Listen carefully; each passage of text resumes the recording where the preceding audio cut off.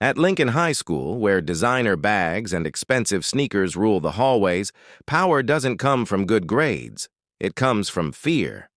The popular kids believe that any new student who walks through those doors has only two choices: stay quiet and invisible, or get crushed under their feet.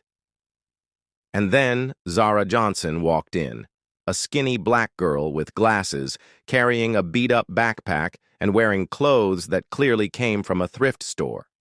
She kept her head down, trying not to make eye contact with anyone. In the eyes of the school bullies, she was perfect prey.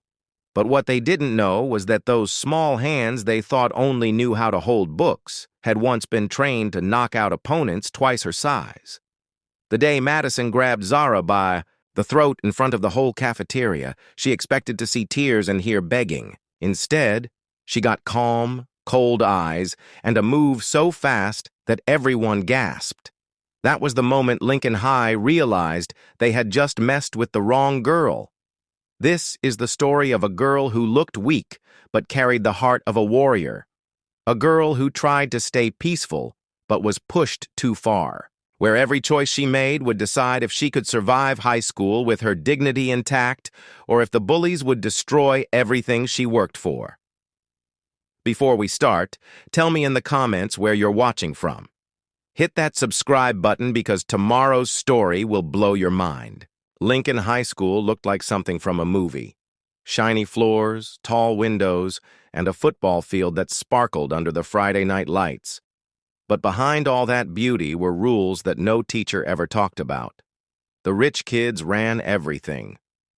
If you didn't have money, the right clothes, or the right friends, you were nobody. For Zara Johnson, starting at Lincoln High felt like walking into a lion's den.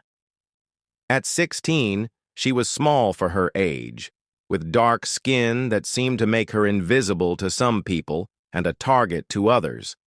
Her mom worked 2 jobs just to pay rent, so Zara's clothes came from yard sales and donation boxes. She didn't care about fashion, but she knew other kids would. What nobody at Lincoln knew was Zara's secret. Her father had been an MMA fighter before he died in a car accident 3 years ago. From the time she was 8 years old, he taught her everything. How to throw a punch that could drop someone twice her size, how to escape from any hold, how to stay calm when someone tried to hurt her. But her mom made her promise never to fight unless her life was in danger. "Baby," her mom would say, "your fists can't solve every problem. Sometimes the strongest thing you can do is walk away." So Zara planned to keep her head down, get good grades, and stay out of trouble. She needed a scholarship to college, and getting suspended for fighting would ruin everything.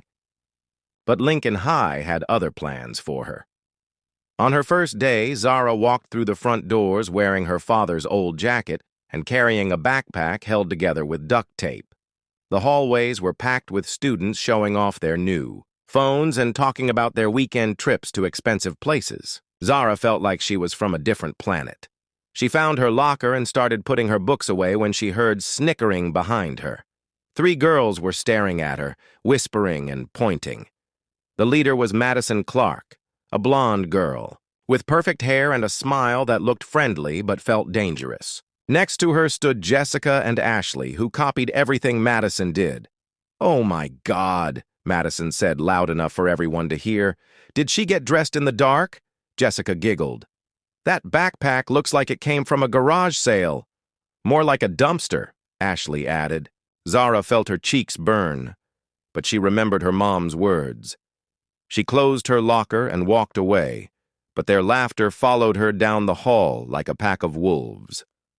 In her first class, Zara picked a seat in the back corner where she hoped nobody would notice her. She opened her notebook and tried to focus on what the teacher was saying, but she could feel eyes on her. 2 rows over, a boy named Derek was staring at her with a mean grin on his face. "Hey," he whispered. "Are you homeless or something?" A few kids around him started laughing quietly. Zara's hands curled into fists under her desk, but she forced herself to stay calm. She had survived worse than this. At lunch, Zara sat alone at a table in the corner of the cafeteria. She pulled out the sandwich her mom had made her and tried to eat, but her stomach was twisted in knots. Around her, other students sat in their groups, talking and laughing like they owned the world. That's when Madison and her crew walked over. "Mind if we sit?"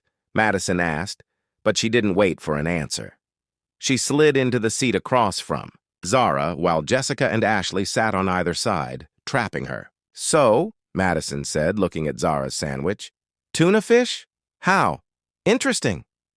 "My mom says poor people eat a lot of tuna," Jessica said, wrinkling her nose.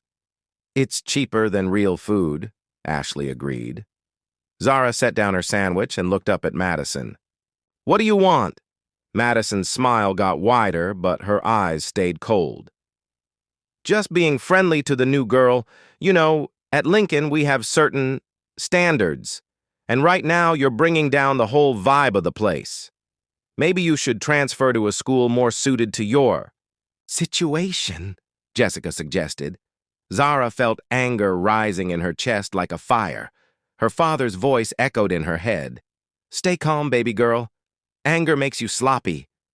She took a deep breath and stood up. "I'm not going anywhere," she said quietly. Madison stood up too, and suddenly she wasn't smiling anymore. "We'll see about that." As Zara walked away, she heard Madison whisper to her friends, "This isn't over." That afternoon, Zara called her mom from the school bathroom. "How was your first day, sweetheart?" her mom asked. Zara wanted to tell her everything. About Madison and her friends, about the stares and the whispers, about how she felt like everyone was waiting for her to fail. But her mom sounded tired, and Zara knew she was probably on her break between jobs. "It was fine, Mom. Just getting used to things." "That's my strong girl. Remember what I told you. Keep your head up and your fists down." "I will, Mom. I love you." "Love you too, baby." Zara hung up the phone and stared at herself in the mirror. She looked small and scared. Nothing like the fighter her father had trained. But she could feel his strength somewhere deep inside her, waiting. She just hoped she wouldn't need it. The next few days at Lincoln High felt like walking through a minefield. Everywhere Zara went, she could feel Madison and her crew watching her, waiting for the perfect moment to strike. They were smart about it, never doing anything when teachers were around, but making sure Zara knew she was being hunted.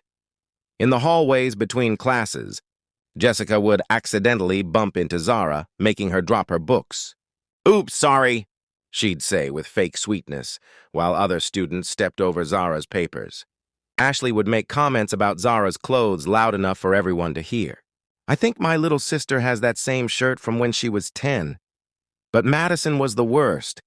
She had a way of looking at Zara that made her skin crawl, like she was planning something terrible and just waiting for the right time to do it. During PE class, things got worse. The coach divided them into teams for volleyball, and of course, Zara ended up on the opposite team from Madison. Every time the ball came near Zara, Madison would spike it directly at her head. The first time, Zara ducked just in time. "Sorry," Madison called out. "Thought you were ready." The second time, the ball hit Zara in the shoulder hard enough to leave a bruise. Madison just shrugged. "You really need to pay attention out there." By the third time, Zara was ready. When Madison jumped up to spike the ball at her face, Zara caught it with one hand, her reflexes lightning fast from years of training. The gym went quiet for a moment, and Zara saw surprise flash across Madison's face. But then Madison smiled that dangerous smile again. "Lucky catch." After PE, Zara was changing in the locker room when she heard Madison talking to her friends by the sinks. "Did you see how she caught that ball? Like some kind of ninja or something. Probably learnt it from living on the streets," Jessica said. "We need to put her in her place before she starts thinking she's tough," Ashley added. Zara finished changing quickly and tried to leave, but Madison stepped in front of her. "Going somewhere, charity case?" "Just trying to get to class," Zara said, keeping her voice steady. "You know," Madison said, moving closer, "I've been thinking about what you said yesterday, about not going anywhere. That was pretty brave for someone who shops at Goodwill." Zara tried to step around her, but Jessica and Ashley moved to block her path. "We're not done talking," Madison said. Her voice was still sweet, but there was something scary underneath it. "Look," Zara said, I don't want any trouble. I just want to go to school and mind my own business. Madison laughed, but it didn't sound happy. Trouble? Who said anything about trouble? I'm just trying to help you understand how things work around here. She reached out and touched Zara's jacket, the one that had belonged to her father. This is really ugly. My dad throws away clothes that look better than this. Something cold and angry flashed in Zara's eyes. Don't touch that. Oh, did I hit a nerve? Madison's fingers tightened on the jacket. What's so special about this raggedy old thing? Zara's voice dropped to a whisper that was somehow scarier than shouting. Let go! For a second, Madison looked uncertain. There was something in Zara's eyes that she'd never seen before, something that made her want to step back. But she had an audience now. Other girls in the locker room had stopped what they were doing to watch, and Madison couldn't look weak in front of them. Instead of letting go, she grabbed the jacket tighter and gave it a hard yank. What are you going to do about it? Zara's training kicked in before her brain could stop it. She grabbed Madison's wrist and twisted it away from the jacket in one smooth motion. Madison yelped and stumbled backward. I said, don't touch it, Zara said quietly. The locker room was completely silent. Everyone stared at Zara like they couldn't believe what they'd just seen. Madison rubbed her wrist, her face red with embarrassment and anger. You're going to pay for that, she hissed. But before she could do anything else, the coach walked in. What's going on in here? The bell rang 5 minutes ago. Nothing, coach, Madison said, but her eyes never left Zara's face. We were just talking. The rest of the day, Zara felt like she was walking around with a target on her back. Word had spread about what happened in the locker room, and now everyone was talking about the new girl who had stood up to Madison Clarke. Some kids looked at her with respect, but others looked scared, like they thought she might snap at any moment. Derek, the boy who had made fun of her on the first day, actually apologized. Hey, sorry about what I said before. I didn't know you were... I'm not anything, Zara said. I just want to be left alone. But she knew it was too late for that. She had shown her hand, and now Madison would come at her with everything she had. That evening, Zara sat in her small bedroom, staring at her father's old MMA gloves hanging on the wall. She could still hear his voice from all those training sessions. The best fight is the one you never have to have, baby girl.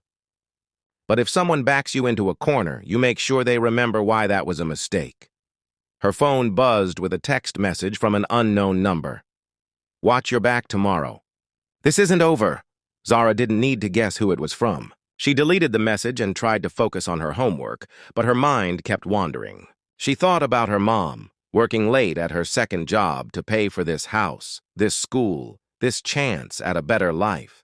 She thought about the scholarship she needed, the future that depended on staying out of trouble. But she also thought about her father's jacket and the way Madison had grabbed it like it was trash. That jacket was all she had left of him, except for the skills he'd taught her. The skills she was trying so hard not to use. Her mom came home around midnight, exhausted but still smiling when she saw Zara studying at the kitchen table. How's school going, baby? Zara looked up at her mom's tired face, saw the hope in her eyes, and couldn't bring herself to destroy it. It's good, Mom, making friends. I'm so proud of you. Your daddy would be proud, too. After her mom went to bed, Zara stood in front of the bathroom mirror and practiced the breathing exercises her father had taught her. Stay calm. Stay focused. Don't let them see you sweat. But deep down, she knew tomorrow was going to be the day everything changed. Madison wasn't the type to back down from a fight, and Zara had embarrassed her in front of half the school. Something was coming, and Zara could feel it in her bones. She just hoped when it happened, she'd remember everything her father taught her. It's not just about fighting, but about knowing when a fight is necessary, because at Lincoln High, that time was coming fast. Friday afternoon felt different at Lincoln High. The hallways buzzed with weekend energy, but underneath it all, there was tension. Everyone seemed to know that something big was about to happen between Madison and Zara. Kids whispered in corners. Phones came out to record, and teachers stayed in their classrooms, clueless about the storm brewing in their school. Zara tried to keep her routine normal. She went to her classes, ate lunch alone, and avoided eye contact with Madison's crew. But she could feel them watching her, following her like sharks circling wounded prey. Every time she turned a corner, one of them was there. Every time she opened her locker, she found nasty notes that had been slipped through the vents. Go back where you came from. Nobody wants you here. You made a big mistake.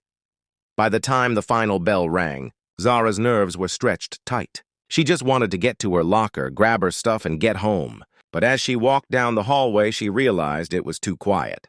Usually this time of day, the halls were packed with students rushing to catch buses or meet friends. Today, there were only a few kids around, and they were all staring at her. She got to her locker and started putting her books in her backpack when she heard footsteps behind her. Slow, deliberate footsteps that were meant to be heard. She turned around and saw Madison walking toward her with Jessica and Ashley on either side. Behind them were at least 10 other students, some holding phones, ready to record whatever was about to happen. Well, well, Madison said, stopping just a few feet away from Zara. Look who's still here. Zara closed her locker and turned to face them. I'm not looking for trouble, Madison. Trouble? Madison laughed, but there was no humor in it. You grabbed my wrist yesterday, in front of everyone. Do you have any idea how that made me look? Like someone who needed to learn boundaries, Zara said quietly. The crowd behind Madison murmured. Someone said, ooh, like they were watching a movie. Madison's face turned red. You think you're tough because you got lucky once? You think because you caught a volleyball and twisted my wrist that you can disrespect me in my own school? Zara could feel the anger building in her chest, but she kept her voice calm. This doesn't have to go anywhere, Madison. We can just walk away. Walk away? Madison stepped closer, close enough that Zara could smell her expensive perfume. Do you see all these people? They're here to see what happens when someone disrespects Madison Clarke. And you're going to give them a show. Before Zara could react, Madison shoved her hard in the chest. Zara stumbled backward, but kept her footing. The crowd got louder, phones came up, and suddenly Zara knew there was no way out of this that didn't involve fighting. Come on, Madison shouted, shoving her again. Fight me! Show everyone how tough you think you are! Zara's training kicked in. Her father's voice filled her head. When someone pushes you twice, they're not playing anymore. They're testing you, and if you don't respond, they'll keep pushing until they break you. But she also heard her mother. Your fists can't solve every problem. Baby. Madison shoved her a third time, harder than before. This time Zara was ready. She absorbed the push and stayed balanced, but she didn't hit back. What's wrong? Madison taunted. Too scared to fight? Maybe all that tough talk yesterday was just an act. I don't want to hurt you, Zara said, and she meant it. That was the wrong thing to say. Madison's eyes flashed with rage, and suddenly she wasn't just pushing anymore. She swung a wild punch at Zara's face. Everything slowed down. Zara saw the punch coming from a mile away, sloppy and telegraphed. She could have dodged it easily, could have let Madison stumble past her and fall on her face in front of everyone. But something inside her snapped when she saw that fist coming at her. This wasn't just about Madison anymore. This was about every rich kid who had ever looked at her like she was trash. Every teacher who had assumed she was trouble because of where she came from. Every person who thought that being poor meant being weak. Zara caught Madison's fist in her palm like she was catching a baseball. The sound echoed through the hallway. Madison's eyes went wide with shock and fear.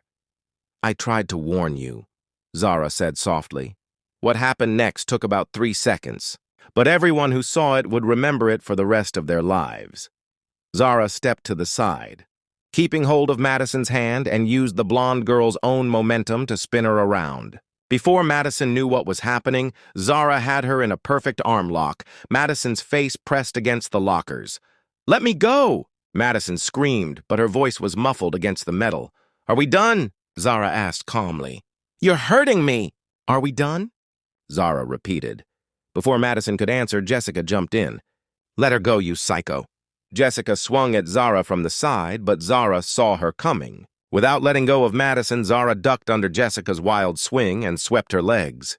Jessica went down hard, her phone skittering across the floor.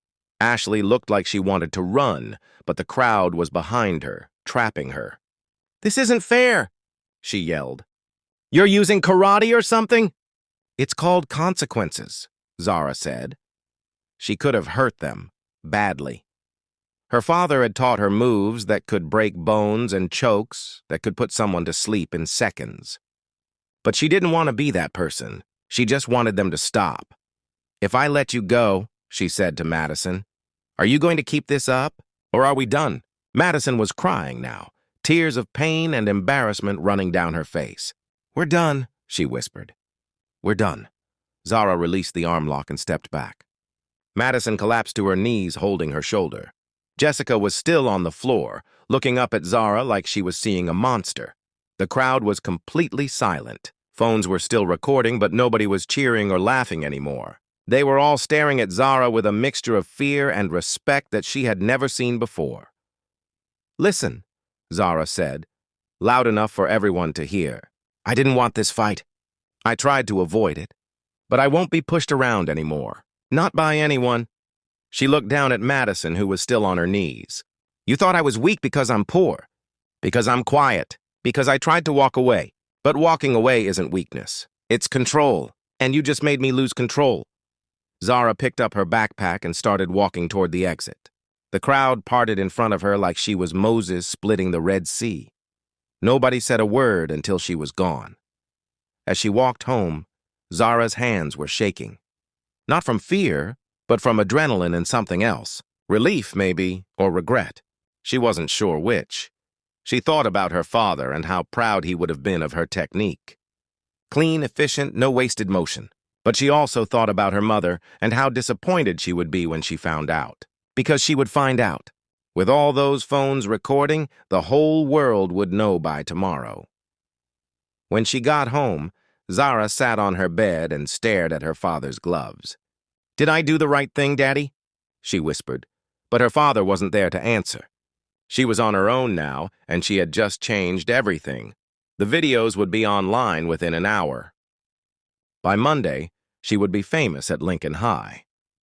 But she didn't know yet if that fame would save her or destroy her. All she knew was that she wasn't the same quiet girl who had walked into school that morning.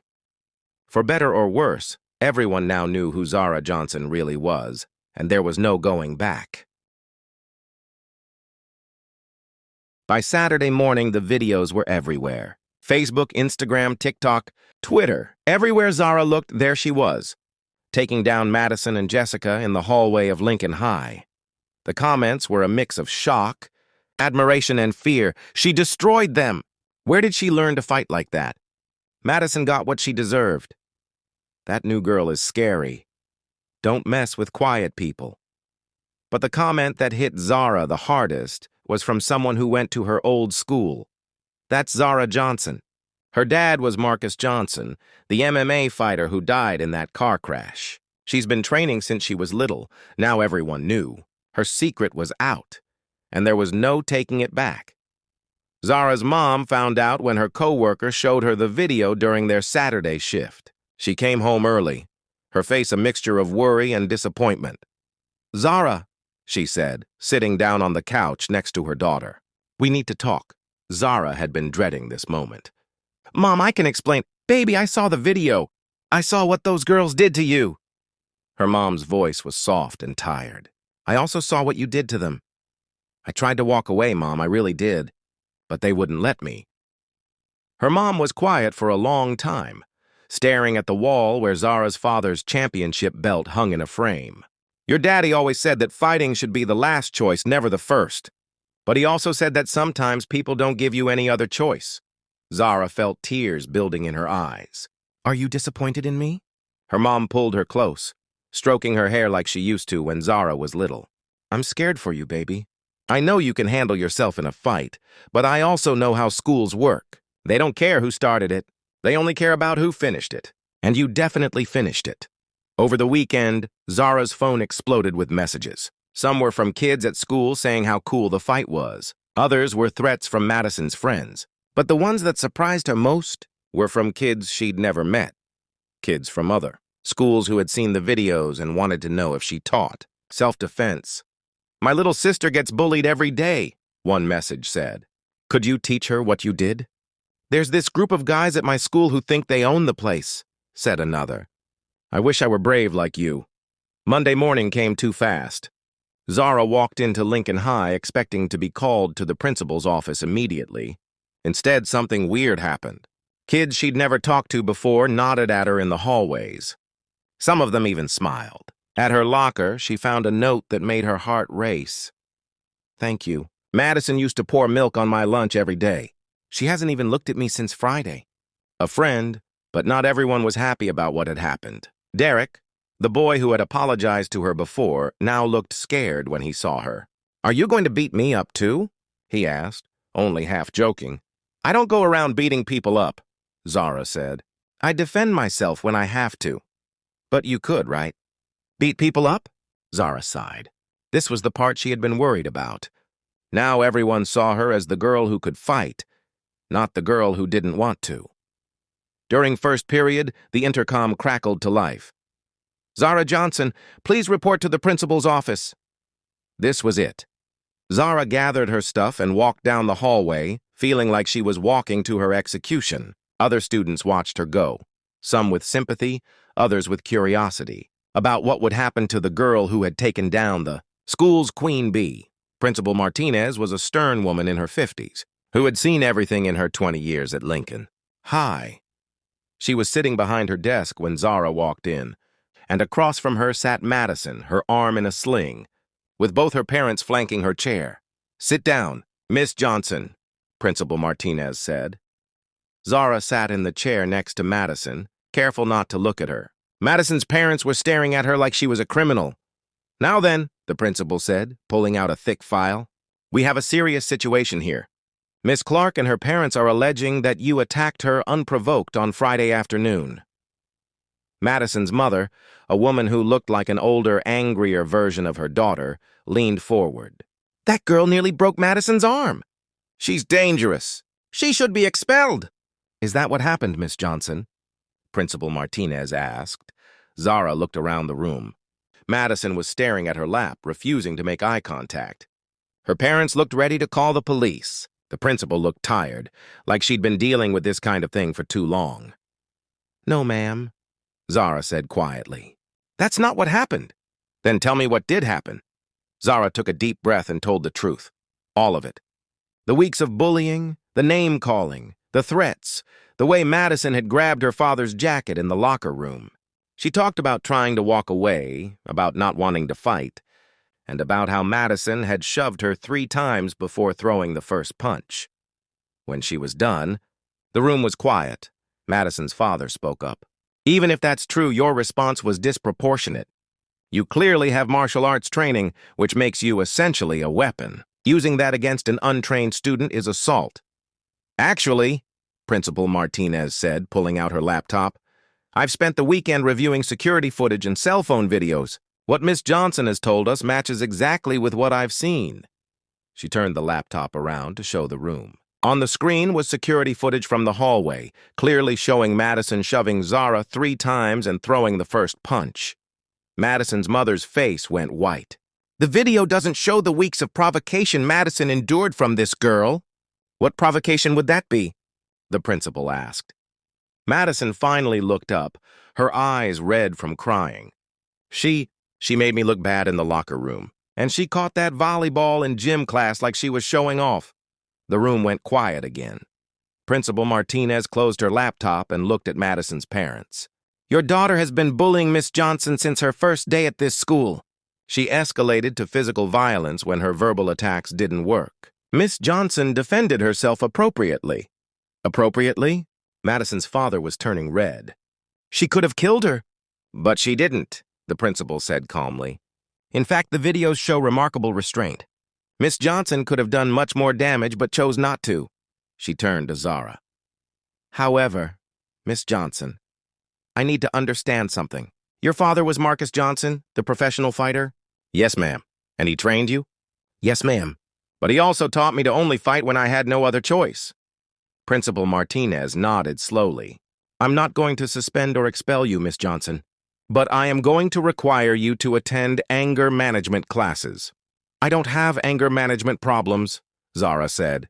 "The classes aren't punishment." They're protection. For you and for other students, you have skills that most teenagers don't have, and with those skills comes responsibility. Madison's parents were furious, but there wasn't much they could do. The evidence was clear, and their daughter was the aggressor. As they left, Madison's mother turned back to Zara. "This isn't over," she hissed. But Zara wasn't worried about Madison's mother. She was worried about what came next. Over the following weeks, something unexpected happened at Lincoln High. Kids who had been bullied for years started standing up for themselves. Not with violence, but with confidence. They stopped cowering in hallways. They reported bullying instead of suffering in silence. And when bullies tried to intimidate them, they would say, "Remember what happened to Madison." Zara didn't become the school bully. Instead, she became something more powerful, a symbol. She proved that being quiet didn't mean being weak, and that standing up for yourself didn't make you a monster. She started a self-defense club after school, teaching basic techniques to anyone who wanted to learn, not to hurt people, but to feel safe in their own skin. Her father would have been proud. Madison never bothered her again. In fact, Madison barely spoke to anyone for the rest of the semester. She had learned the hardest lesson of all, that respect can't be built on fear, and that eventually, everyone meets someone who won't back down. As Zara walked across the stage at graduation 2 years later, she saw her mom in the audience, tears streaming down her face. She had got her scholarship. She had kept her promise to stay out of trouble while also keeping her promise to herself to never let anyone push her around. In her valedictorian speech, Zara talked about strength and courage, about knowing when to fight and when to walk away, and about how sometimes the bravest thing you can do is stand up not just for yourself, but for people who can't stand up for themselves. After the ceremony, a young girl approached her, a freshman who reminded Zara of herself 3 years earlier. "I saw the videos," the girl said quietly, "of what you did to Madison. I'm getting bullied too. Could you teach me?" Zara smiled and put her hand on the girl's shoulder. "I can teach you to defend yourself. But more importantly, I can teach you that you're already stronger than you think. You just have to believe it." And so the cycle continued. Strength passed from one person to another, and courage shared like a flame that never went out. Zara never forgot what her father taught her. The best fight is the one you never have to have. But if someone backs you into a corner, you make sure they remember why that was a mistake. At Lincoln High, nobody would ever forget what happened when they backed the wrong girl into a corner.